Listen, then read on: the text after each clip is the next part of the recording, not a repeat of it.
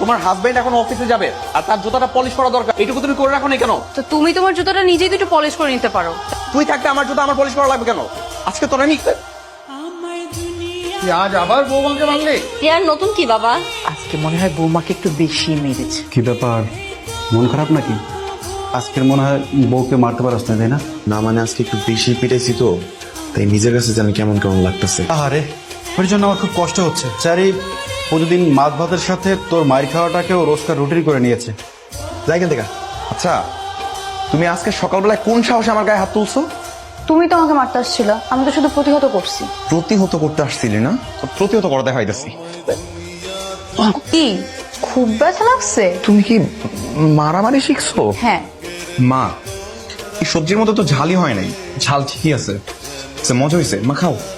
তোর কি এমন জরুরি কথা তুই অফিস টাইমে বলতে পারলি না, এখানে ডেকে নিয়ে আসলি? আগে বল, তুই কথাটা কাউরে বলবি না। আরে না, বল কি হয়েছে? আমি প্রতিদিন আমার বউর হাতে মাইর খাই। হ্যাঁ, এটা দাঁত চালানোর মতো কি হইলো?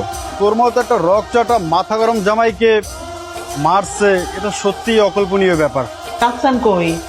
মা ও তো ওয়াশরুমে। এই রাফসান, আম্মা বলো। এমন করছিস কেন? তোর কি শরীর খারাপ? মা আজে বাজে কথা বললো না তো। আমার মা ছাড়েন, ও হয়তো ক্যারেটে প্র্যাকটিস করছে। আমার নামের এটা বাবিল করে প্রয়োগ করতি। মারবো তো, এটার জন্য যত প্রিপারেশন আমার। তাহলে আচ্ছা শোন, তুই শুধু এটা ভাবির উপরে প্রয়োগ করিস, অন্য কারো উপরে না। তোর মায়ের কিন্তু মেলা চোর আছে রে। আরেকবার গায়ে হাত তুলে তো দেখো। কি করবি তুই? বাহ, তোমাদের আদরের ছেলের সাথে ও এরকম একটা অঘটন ঘটাইলো, তোমরা কি এটা কোনো বিচার করবা না? আমি কি বিচার করব? আমি তো বৌমার পক্ষে। চাই না আমার পরিবারে এই ঘটনাটা আবার ঘটুক। মা, তুমি ওর পক্ষ নিতেছো? মা আমি কিন্তু প্রথমে ওর সাথে লাগাতে চাইনি। ওই এসে আমাকে বলে কি হিটমি হিটমি। আমি জানি তো মাথায় কোনো বুদ্ধি নেই, শুধু গায়ের জোর দেখাতে চাই।